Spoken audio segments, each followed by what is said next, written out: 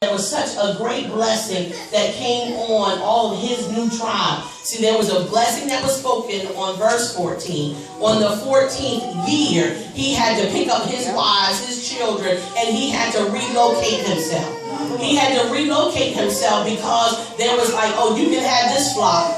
You can. His father-in-law was turning around talking about, well, you can have this flock. If it's the solid ones, I'll take them, and you take this one and the spotted ones. Jacob said, ain't no problem. We'll do that. We can do that. And then when he began to bless and go back and ask God, all of a sudden, stuff started multiplying. Whatever one he picked, it just began to multiply. Oh, you want the spotted ones? Because there's less of them that we know it's going to be less of them. Not a problem. I'll take the spotted ones. And they began to multiply. How do you know that God will, when God has a blessing for you and you continue to press on, you will be blessed regardless of what the odds are against you? Come on, somebody. Anybody got some odds stacked up against you? Some statistics that are saying that you won't make it, or you can't succeed, or you won't be able to live like this based upon what you have.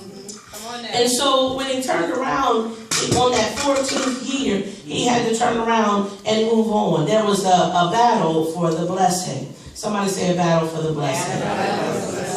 And then it says, in the land of Canaan would become the inheritance of the descendants of Abraham, and Jacob, his grandson, will become the father of the 12 tribes who would inherit the land promised by God. Jacob actually purchased a sum of land in Shem. Later, the journey southward and dwelt in Hebron, which was the location of the events around Joseph. You have to get through the whole study of this. It was finally buried in Hebron at the family tomb. It was the 14 years that he went through these different locations. And I'm going to provide those to you because there's so much, and I cannot go through all of them. But in Hebron, after Jacob's death, his body